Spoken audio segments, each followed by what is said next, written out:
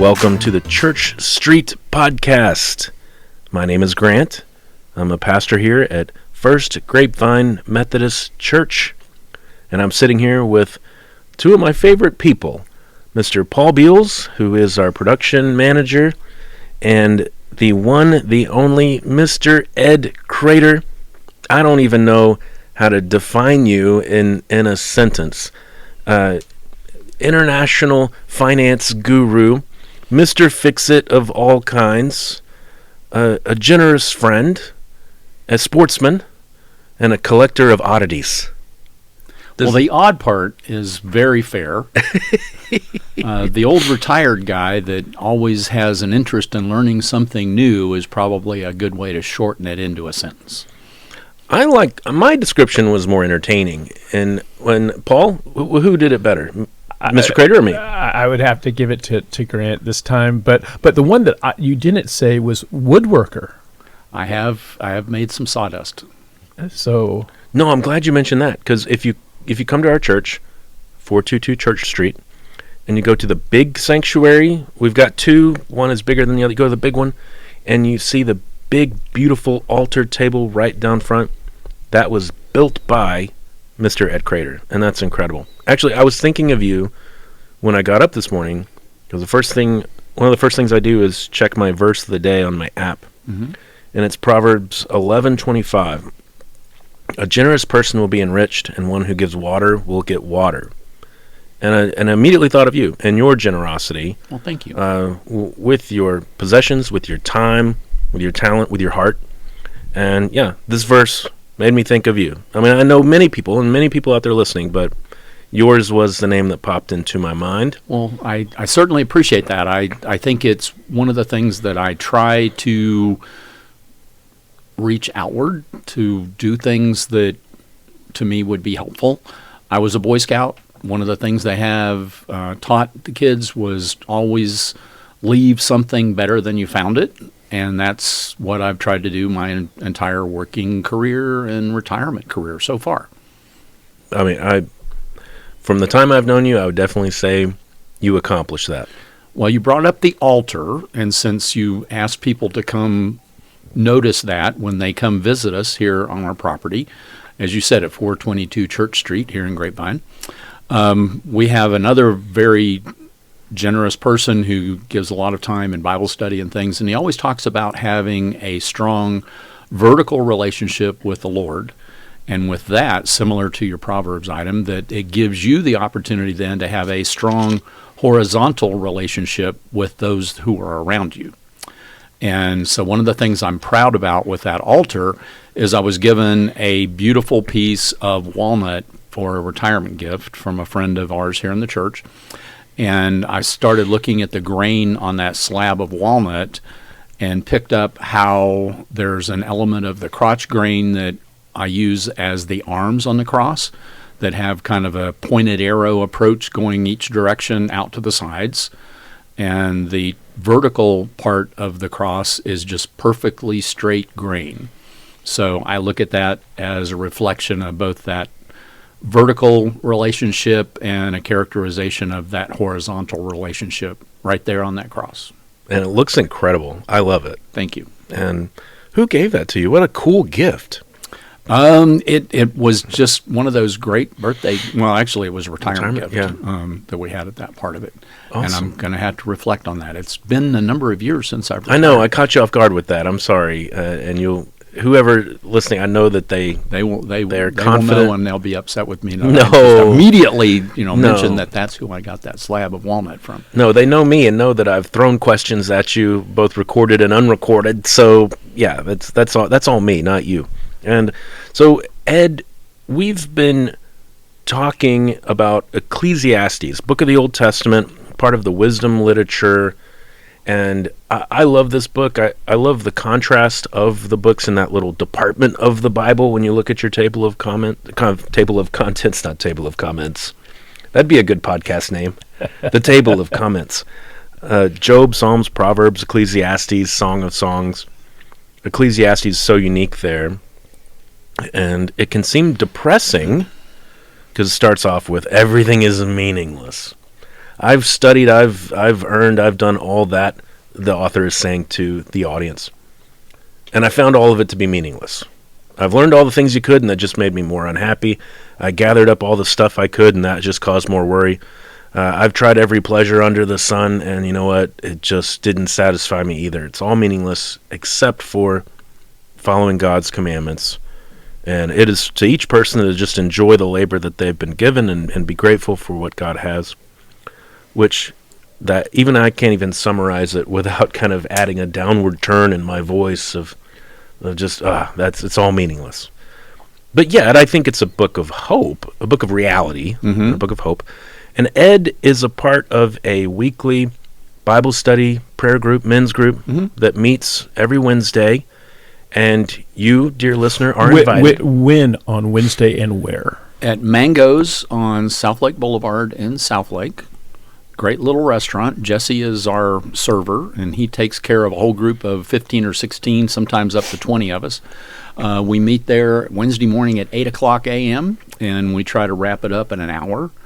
And our regular leader, Mark Manus, is out on a family vacation trip. And so he was out of town, and they asked for somebody to step in and help lead yesterday, as a matter of fact, is when it was this week, and at this time. And so I repeated one of my items of sticking my arm up in the air. There's another story around how that's gotten me in trouble many times. But it's where we had a good discussion, because usually what we'll do on that Wednesday morning men's Bible study group, and then we say men's Bible study groups is mainly men, but it's not limited to men. We've had female visitors occasionally, and they've been welcomed, and they've added a lot. You don't kick anybody out. We do not kick anybody out. We just prefer to warn you of what you're getting yourself into.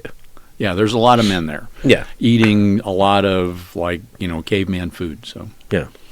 So I led that discussion yesterday, or the one this week on that part of it, and we had a great discussion. We had a lot of input around the optimism and the pessimism and the reality that's in that book. And because I know this is a leading question, but basically, how did you start that discussion?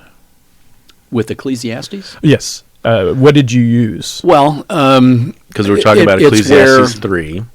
And that was the topic of each person giving a sermon here at church the previous Sunday. So we normally will have our topic of discussion follow whatever the sermon series message was and the scripture from the prior Sunday.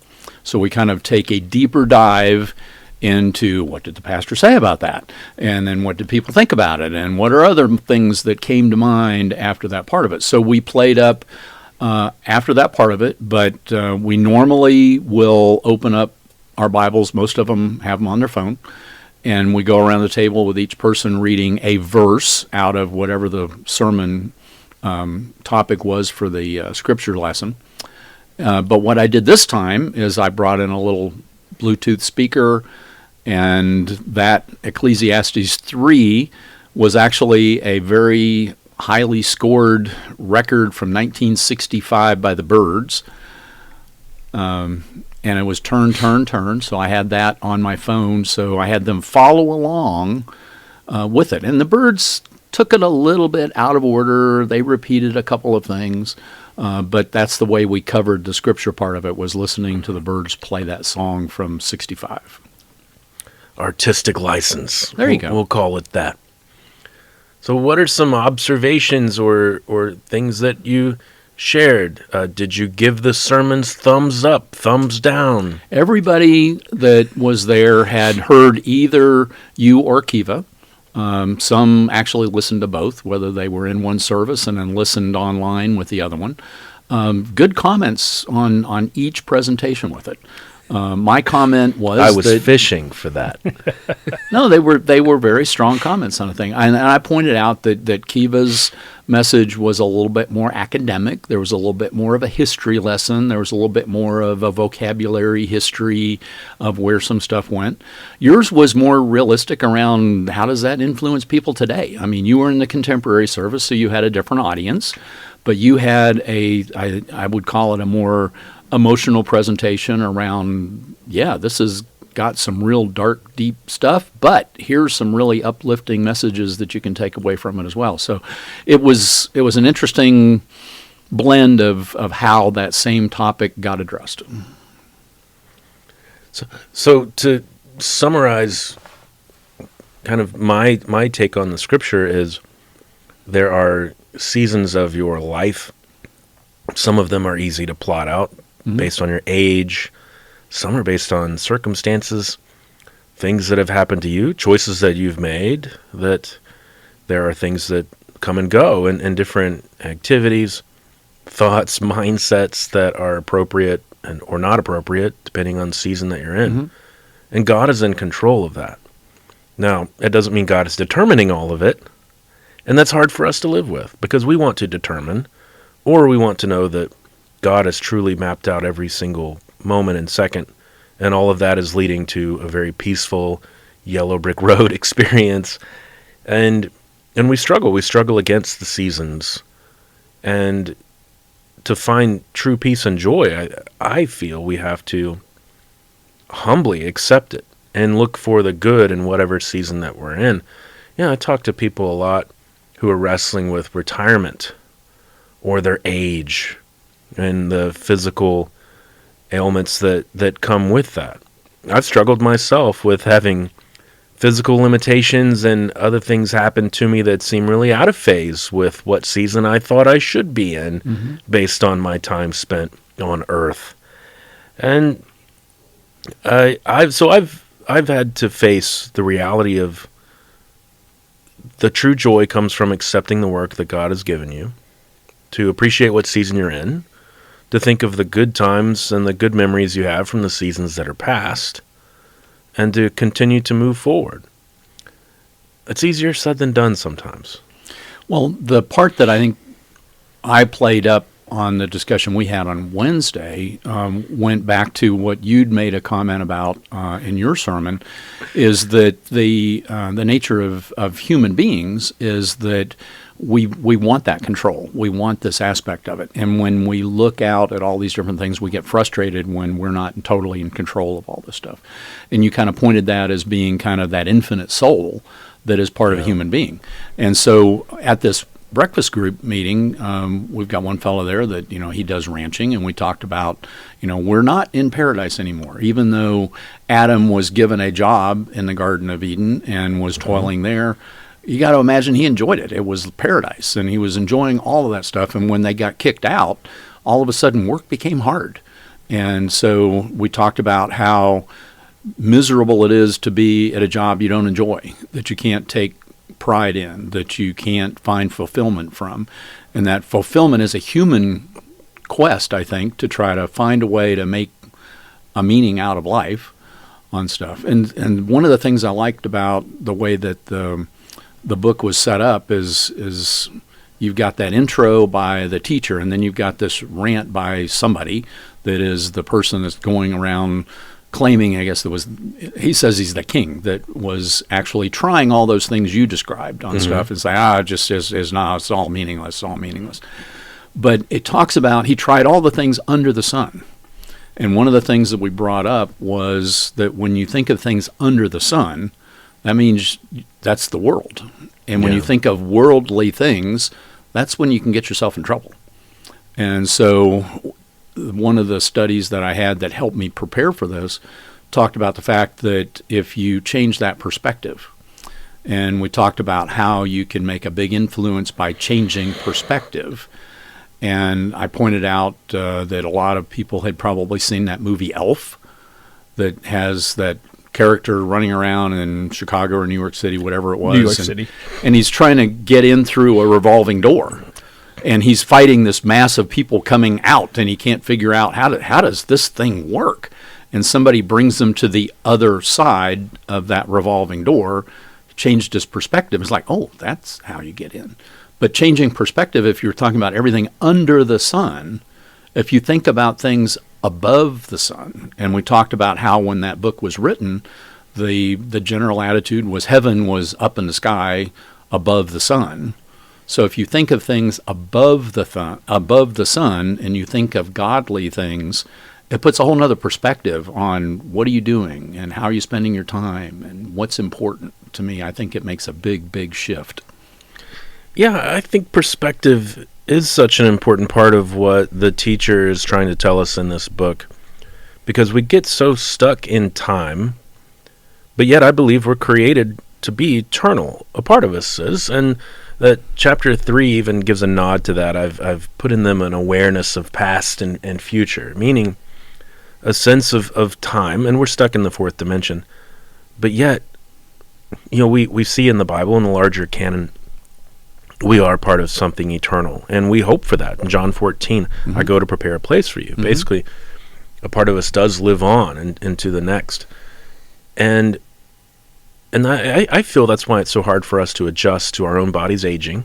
We can know that we're getting old, and yet, why can't I lift this thing? Why am I huffing and puffing after working all day? These things, that's a part of your life, but we struggle with it mentally because inside we're not aging like that. Also, that's why I feel it's so hard to grieve the loss of a loved one. That's the love that we share with this other eternal being. Can't reconcile the reality that they're not here. And the rest of those who have gone before us doesn't settle the unrest of those left behind. The other thing that sticks out to me about kind of this process is just that nature of struggle. You mentioned the Garden of Eden. Yeah, we don't live in a perfect world, but yet this is the world that we live in. I think that eternal part of us is that human nature to seek comfort. We're looking for peace, but I think we look for the wrong kind of peace. I think we look for physical comfort rather than spiritual, emotional peace. I think physically struggle is a part of how we find peace. You mentioned the rancher who is our friend. I think about the work that he does out there on his ranch, and he has to work hard to tame the land. And that's where he finds joy in going out there. I got a great picture of him on his birthday, just looking out at some cows and some stuff going on there. Well, and I asked him, I said, you do these things, and I kind of labeled off some different stuff, and I said, do you enjoy that? He goes, oh yeah. And I said, there are people here in this room, they would not enjoy that. And so it's a matter of perspective. So for him, that's where he finds fulfillment, that's where he finds peace, that's where he finds joy, that's where he feels like that's his calling, if you will. There are others in the room, if you put them in the exact same situation, gave them the exact same tools and said, here's your list of what you ought to get done today, they would look at you, tilt their head, and go, this is going to be miserable. Because that's not their thing. They have other gifts, they have other things that draw them in their attention and in their interest. And so I think that's where it's important to find, what gives you fulfillment in that part of it. And I talked about a woman who we had as an intern when I was working in my career, and things weren't working out well for this intern. That just was where people didn't like working around her. She didn't seem like she was enjoying what she was doing. She wasn't paying attention to what was being asked of her. And so I got the unlucky task of explaining to this person that we were letting her go and that we were not going to offer her a full-time job, and that when she went back to school, she ought to figure out what she was going to do different to be successful. And so we had a good conversation, and it turned out that the reason she was trying to pursue a career with the company I was with is that her uncle told her that we paid a lot of money and she would have a great high income. And that's not what she was after. And so it was interesting. About a year after that, I get a phone call, and this was before we had all these spam calls, so I actually picked up phones when I didn't recognize the number back then. Yeah. And it was this woman. And she explained to me that experience of me telling her that, you're done here, go back to school and learn something else, gave her the courage to tell her folks that she was changing her major in her 5th year of college. And she did. And she had just finished all that up, and she had gotten a great job working in the accounting department of the largest horse veterinarian outside of Austin, Texas. And she was thrilled, and she was having a great time. And I felt so good for her that she had found the strength to pick something that she wanted to do that gave her life meaning. And she was starting out being very successful and happy. And I think that's such a key part of what people should be doing when they're thinking about what they're going to do with their lives. And I think that takes a lot of prayer and humility. Like, God, I have an idea of what I'd like to do, but I want to follow the path that you have for my life. Now, and sometimes that's not a clear career path. It doesn't mean the Lord's going to speak to you in your sleep and say, you need to go work for First National Bank. I mean, and yet, there is a sense of peace when you know you are walking the path. You don't know where it's going, but you know. I have a question for both of you, and that is, how many majors did you change in college? You Never. knew exactly. One. And yourself? I made a change. You did. I started out in pre-med, and then as I started really thinking about what doctors do, I realized I don't enjoy working around sick people. You'd have been a great doctor, though. I could have probably worked well in an ER where you get somebody, you got to fix them, you got to keep them alive, you got to keep working on it, and then they move on. And you don't have to have them come back and talk about this pain or this ugly thing that has to be handled or whatever. But I thought just from a day-to-day doctor standpoint, I would struggle with that because I can handle emergencies, chronic stuff. No, I don't really. You are an enjoy that. emergency guy, which that's what you did in your career, but in a financial area. Yeah, actually, it was where at my retirement party, I actually got a fireman's helmet as being kind of a representation of asking me to step in to fix things that weren't working right and burning down. So. Well, it's a spiritual gift, I think, that because you do that in a lot of different areas of life. That's interesting. I appreciate that you know that about you. Well, the average person in college changes their major 3 times. How many times did you change? I changed 3 times. But that also makes sense. And I've changed careers 3 times also. But you're a Renaissance man. Okay. You do a lot of different things. I do.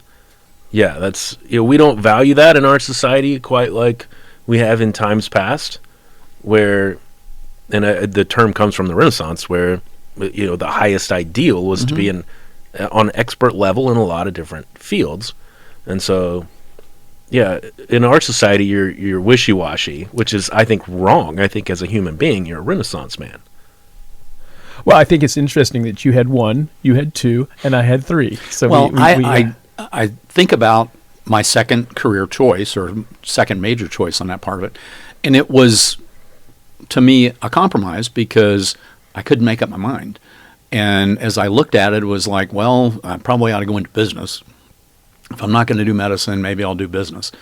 And I couldn't figure out what to do in business. And accounting applies in every business. So it was like, I'll pick that. That keeps all those doors open in terms of where do I go next. And it was where when I graduated, I didn't know anything about public accounting. And my comment to myself as I studied what am I going to do was, that sounds good. I'll do that till I find a job I like better. And I did that for 35 years till I finally decided retirement looks like a much better deal. So I decided to retire. Well, what's funny is that the young lady that you were talking about, I was that same type of person because I went in to North Texas and I was going to be an accounting major because North Texas had you could get a master's in 5 years. Right. And I said, hey, I'm there. That's we've what I hired wanted to several do. people from there. It's a good program. And I lasted through 101. Accounting 101, and I did not get along at all. And I said, what am I doing? What am I doing? It worked well for me, but it is something where it is important, I think, in fact, as a matter, I had a doctor's appointment, and they have the nurses come in, and they do the normal blood pressure and all that kind of stuff. And she started chit-chatting around, what do you do? And I said, I'm retired. And it got into the conversation of, well, what did you do? And how did you decide to do that? And what advice would you give to a young person? And I thought, wow, here I am. I'm now the wise old sage that someone wants to come visit and find out, what truth do I have in life? And I was thinking about yesterday's Bible study class and all this part of it, and then this young person asking that question. And I kind of synthesized it back down to find something you enjoy. And I gave the Mark Twain quote to her as well as at the Bible study of find a job you like and you never work a day in your life. I thought the quote you're going to go with was, I never let school get in the way of my education.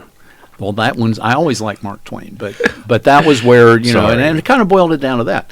And I actually brought some other church stuff in, which kind of surprised me, actually, when I said, and if you find yourself working with people that aren't friendly, that they aren't nice to work with, and they're not nice to you, shake the dust off your sandals and move down the road. Because having people around you that are happy, that help you become happy and help you deal with problems is a key important piece. And look for that. And then everything else will line up. The career, the compensation, all that other stuff will line up. If you got those things going for you, you're in great shape. Oh man, that's the truth. That yeah, you gotta find purpose in what you do. Doesn't mean easy. But you're right. All these other things will take care of themselves. Right. But find the task that God has given you to do, and lean into it. Pick a fight with it if you have to, and win that fight. Mm-hmm. The book of Genesis says, as they left the Garden of Eden, as you mentioned, and God cursed the ground so that humans would have to work to grow food. I don't think that's just a curse. I think it's more of or even just an old folk tale of the Hebrew Bible. I think it is a true statement of the nature of the fabric of our universe, which is when you work at something and you focus and you struggle, that's where you find that purpose and meaning. Jesus said, seek and you will find. And he said, Anyway, I can go on. I don't mean to. I'm sorry. I catch myself rambling. You're right, but it's where I think it was interesting. One of the study guides I was using to prepare for this part of it, as you said, the beginning of the book starts out with this real negative thing of it's meaningless or some vanities, depending on which translation that you're working with on it. Well, the study guide starts out giving the intro that I actually used as the summary for the end of it. And the summary of it was basically everything here was put here by God for us to use and to enjoy, but with Him in our minds while we're doing it. Yeah. And have all of that be done in honor of Him and glory to Him. And I think that's a really key piece, because we talked about how all those different things you talked about with the king pursuing and everything, it was all kinds of food and drink and all kinds of physical pleasures and all these other things. I made up something, and it's in my notes, but I don't remember what I said. I think it's I've tried everything on the menu, and I've ridden every ride at Six Flags. That was it, yeah, which I thought was great. And it was like, so we've got a mosquito over here, I think.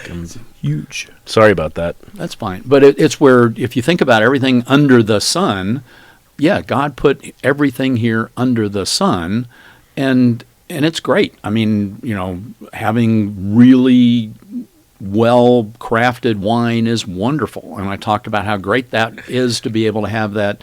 But you got to do it in moderation. My brother did not drink alcohol in moderation, and it did not go well for him. And so that whole idea of, this stuff's here, and it's can be used for our human enjoyment and all that part of it. But if you overindulge, if you abuse it, if you don't respect that, there's a two-edged sword around all these different things in our lives, it's going to bite you. And that's not going to be the way God wants us to live. It's where if you go out and you're sharing dinner with friends, and you talked about generosity and having that opportunity to share with friends, and I think the upcoming series is going to get more into how relationships and friendships and other parts of it are just part of what we're built to connect with others. That's great. But when that doesn't happen, if you shut yourself off, if you don't respect things and you try to do it for your own aggrandizement, your own glory, whatever, it's not going to work well for you. No, it's not. And if you're struggling with that, I want to kind of transition to our next topic, because there's something else I want to talk to you about. If you're struggling with that, or you want to talk more about your season of life, where you feel called and where you feel led, come and see us. Come and send us an email. I'd love to introduce you to Mr. Ed Crater, one of the most incredible people I've ever met. I'd love for you to meet him too, if you haven't had that opportunity. So let's transition from talking about the Bible and this passage and this concept down to what's going on here on Church Street, because this is the season of stewardship. This is our pledge drive. We are listener supported here at First Grapevine Methodist. We are guardians of the grace, and we want to share it with all of the world, and which means that it's a time where we're forming a budget and we're looking at what resources we have to do the work that God has called us to do, and we can't do that without the support of the people who call this church home through their pledges and commitments. So one of the things that we talk about this time of year is not just, hey, we need your help because we need to keep doing things. No, there are things we're excited about. We're on a mission from God. That's a big deal, and we're very enthusiastic about it. Ed, what are you excited about in this coming year? I'm excited that our staffing is working well to get it filled up and organized to what we want to have for the church we want to be. So we will have Kiva joining us full-time next year instead of part-time.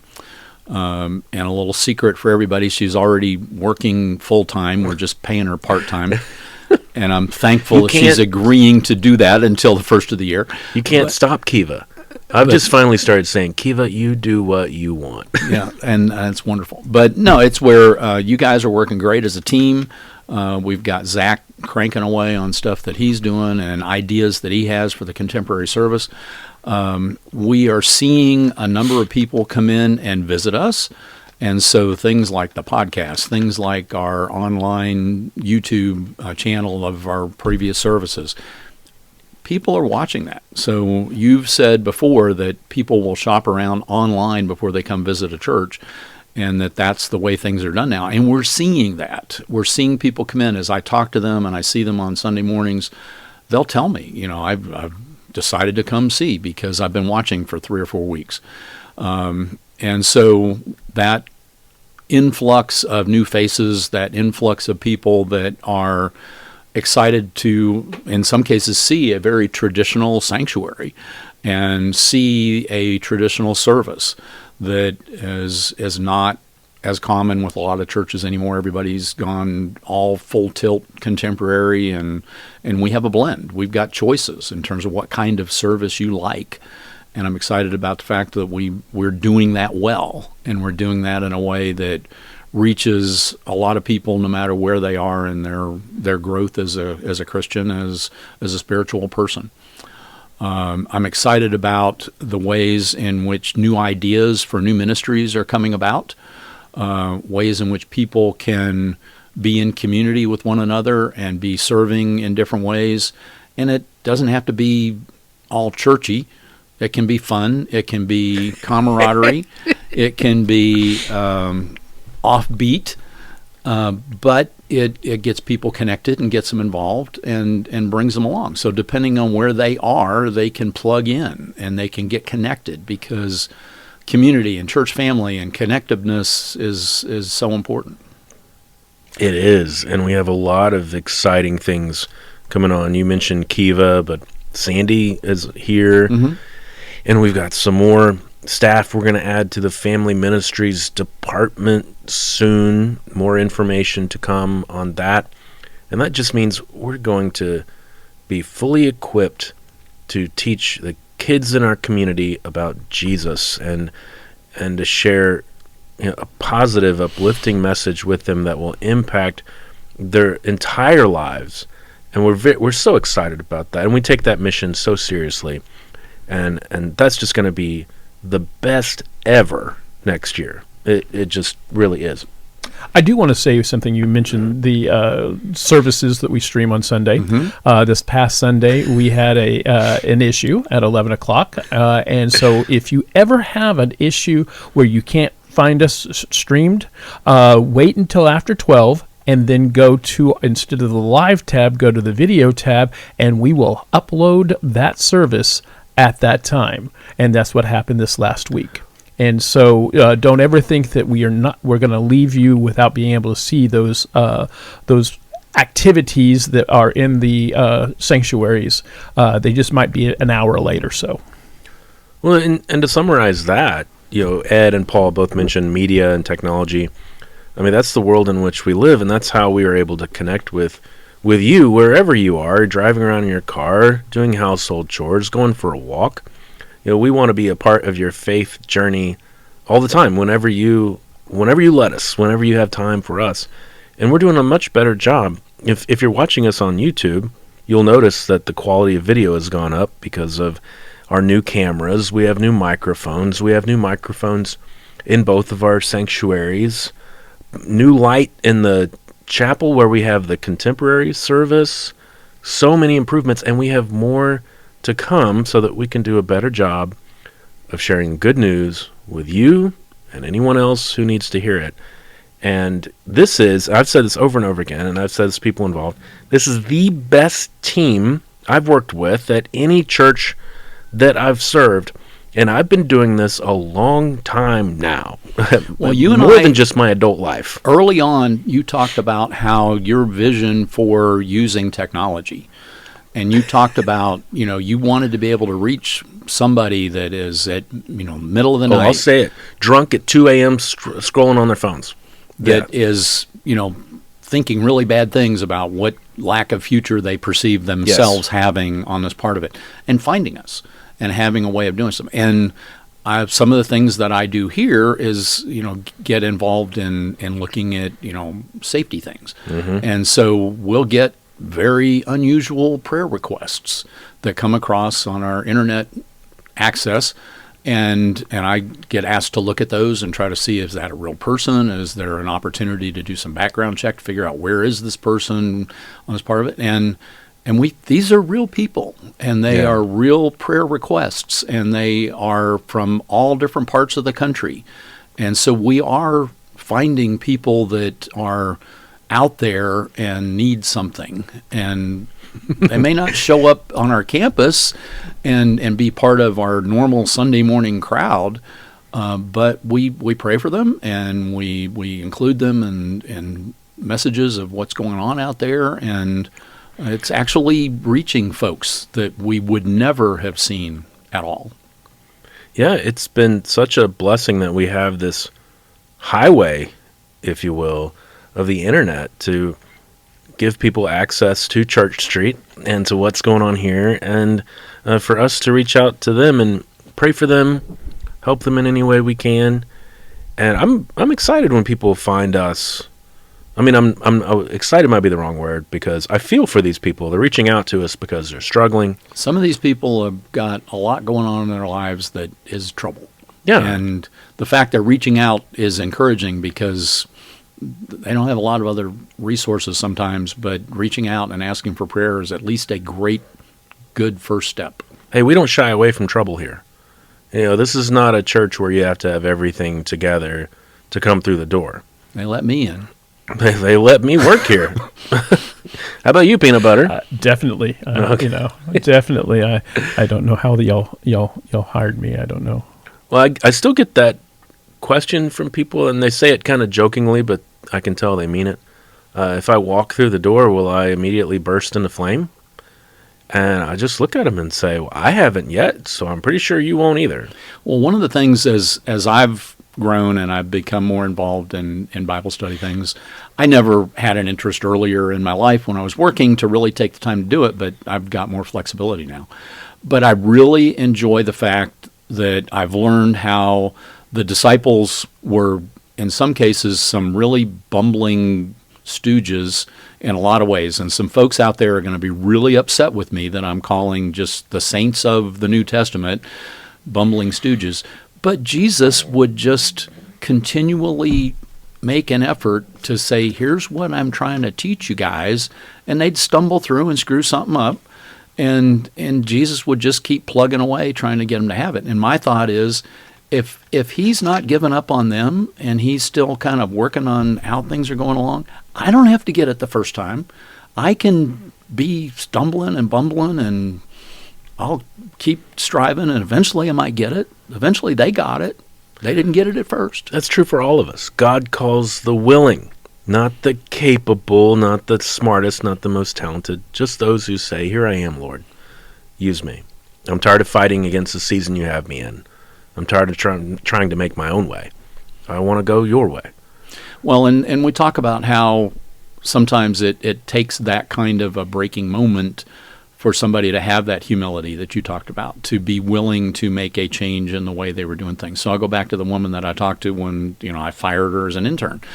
That was probably a pretty breaking moment for her and her career getting started on things.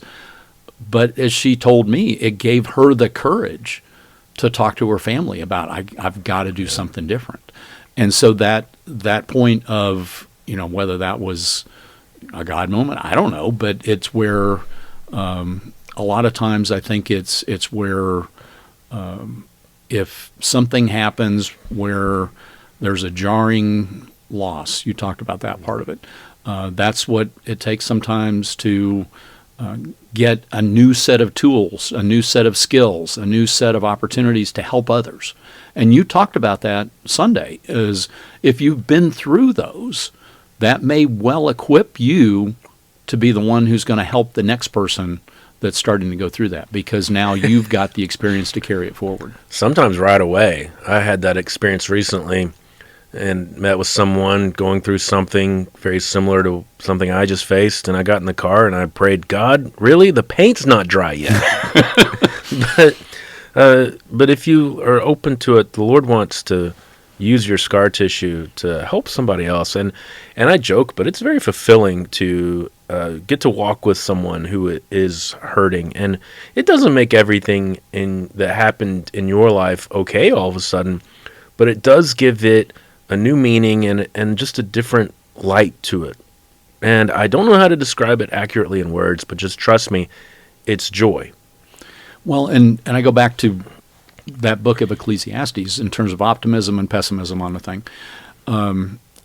If you just think of the worldly stuff, and this king is lamenting the meaninglessness of it all, because he's looking at the way the history of the world was and what the future of the world is going to be, and there's nothing new and nothing's changed, and it keeps repeating in a cycle. And one of the things I read talking about it was that the nature of Indians, where they had their spiritual existence, is that they just walked around in a circle. And we talked about farmers, because Indians walk around in a circle because they had different seasons. And the way the Plains Indians would work is that they would migrate one direction in the season and they migrate the other direction in the season because they'd follow the bison. And then farmers walk around in circles because they have when they plant the crops, when they harvest the crops, when they work on the field, when they get everything prepped up and everything. And that can get monotonous. But again, if you switch that perspective and think of it as being, what am I doing for the glory of God?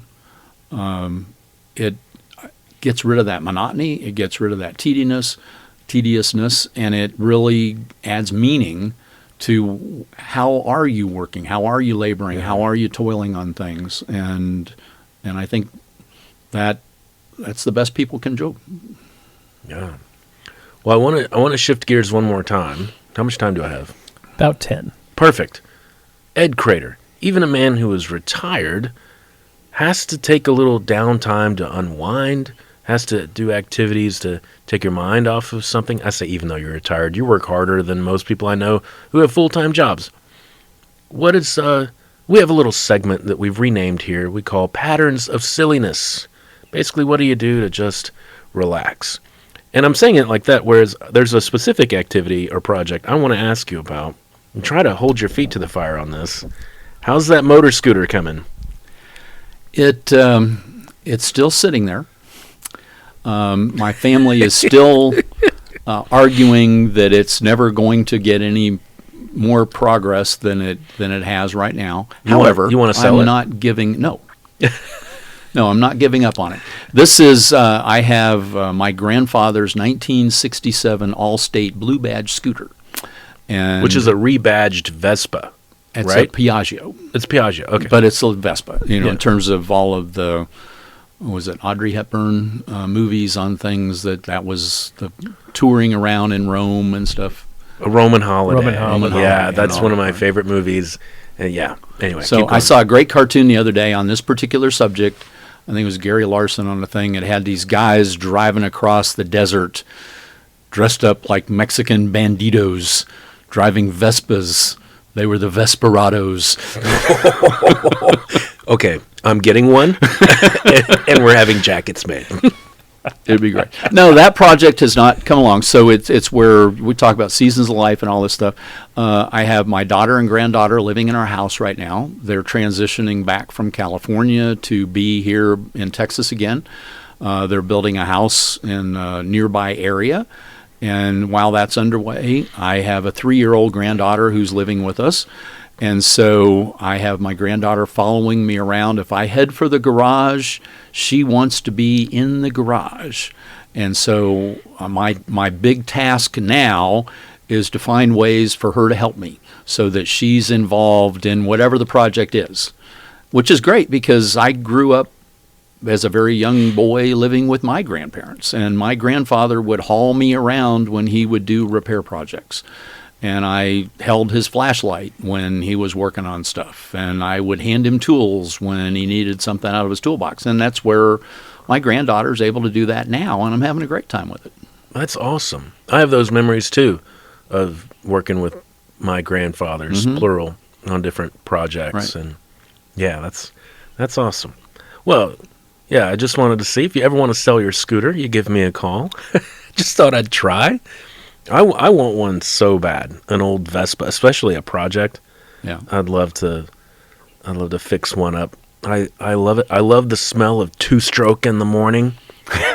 That's the type of engine that it has. It just is so It's got a great unique. sound to it. It's I know, like mad hornets in a coffee can or a popcorn maker, kind of ring, ding, ding, ding, ding, ding. Oh, I love that so much. So it's where this thing is a 4-speed, so it can get up to highway speed.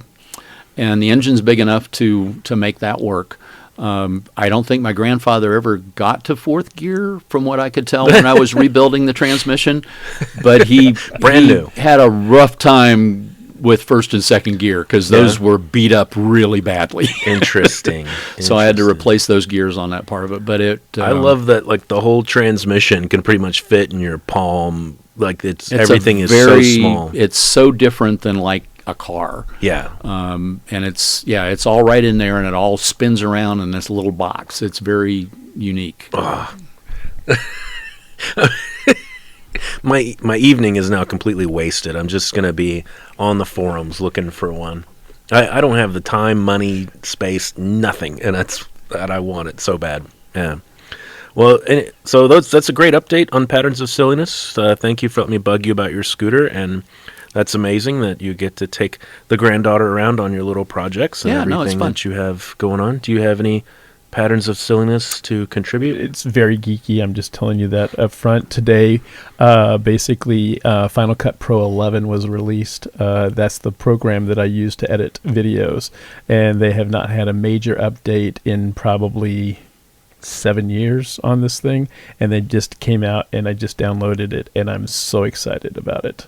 And I don't want to go into exactly, basically it does AI closed captioning for you. It Nice. does AI basically mask, meaning that you can do a car and change the color of the car while it's moving. And those are things you could not do. And so green screens are going to be out. Things like that. So AI is changing the world. Well, especially for us, that way, because everything we do has such a quick turnaround. Sundays happen every 7 days, and everything that happens in between. And yet we have essentially the media team equivalent of a one-man band with cymbals and bass drum and harmonica, everything all at once. And I mean, we have an incredible team. I'm just saying, for what we produce, you would think we have 10 people. Right now we have 3. So amazing. But tools like that, that's cool. It's no matter what project or what your thing is you like to do, getting a new tool is a cool experience. Mm-hmm. So I don't really have anything good to add, which is, I know I feel guilty. I've just been going so hard and fast lately that I don't have a lot of patterns of silliness. However, I do have I call it a toy car. It's my backup car. It was a gift from a friend. It's an older vehicle. Not everything works right on it. Most of it works okay. I'm driving it today and gonna try to do some light repairs on it, and that's a joy that I'm able to work into my schedule. And every time I drive that car, it makes me smile. So if you can work in a little bit of extra joy and a little bit of extra fun into your day, it's just that drop of ink in a glass of water. It can just really help a lot of things. So, dear listener, try to say a prayer. Take a moment, breathe deep, say a prayer. Try to have a conversation with God about where you can get back on track. Try to do something that makes you smile, something healthy, something good, and just enjoy the work that God has given you. Is that fair? All right. That's probably all the time we have for today. I've got a quote for you. You're always asking for a quote, yeah. So I've got your quote. Y'all had 2 Mark Twain quotes, and I'll leave you with a Mark Twain quote, and that was, "When you're 17, your parents don't know anything. By the time you're 21, they've learned a lot." So, do your kids think you've learned a lot? They are getting there. They are getting there. I'm just messing with you. Well, No. one other piece I might add that we talked about on this part of it, and that's the perspective again with the king saying, "Oh, it's never changed," and all this part of it. I brought up the story of an interview with the pitcher after facing a no-hitter on, how did he keep his cool, how did he keep his focus, and he goes, "I just remembered the frozen snowball theory." And the question was, well, what is that? What is that? And it's like, well, in 100 million years, the earth isn't going to be a frozen snowball because the sun's going to burn out. And that's all that we're going to have here is just this frozen snowball in space. And nobody's going to care whether I pitched a no-hitter or not. And so I just reflected on that and decided to just do what I was here to do and pitch the next ball. And again, that's where you can think of things meaningless, or you can think of the fact that you are put here to do something. Once you figure out what that is and what that is doing to honor God, it doesn't matter. Everything else is going to be fine. All that other stuff just kind of falls away, doesn't it? Yeah, I agree. I do public speaking for a living, which is extremely stressful. If you don't think it is, I'll give you a microphone and a stage, and we'll watch you sweat. I got a lot better when I told myself, I'm not saying I'm good, I'm just saying I got a lot better when I told myself, I'm put here to try, to do my best, and it's up to God to do the rest. And what I say is my gift to God, what people think about it, doesn't really mean that much. And it just took the stress away. Then you don't have to sound clever, don't have to be the best at it, all that. Just do what God has called you to do here today. And if you do your best, you can feel good about it and walk away. And it brought a lot of peace and comfort to a stressful thing that I do for a living. And I lay that before you because I believe that's also true for you, whatever you're doing today. And again, if you want to talk more about it, I'd love to introduce you to the incredible Mr. Ed Crater. He hates it when I compliment him, by the way. If you're watching, you can see it in his face. He does not like it. I learned this about years ago. You've gotten a lot better. I remember the first time I said something really nice to you, you looked at me like with shock and and a little bit of frustration. I'll eventually, by the time one of us leaves this earth, Ed, you'll be used to it. How about that? I just hope that I at least remember to say thank you occasionally. No. Shocking you is all the thanks I need. And on that note, we hope you have a great day. We appreciate that you let us be a part of whatever you have going on today. And if you need anything, you come find us on Church Street.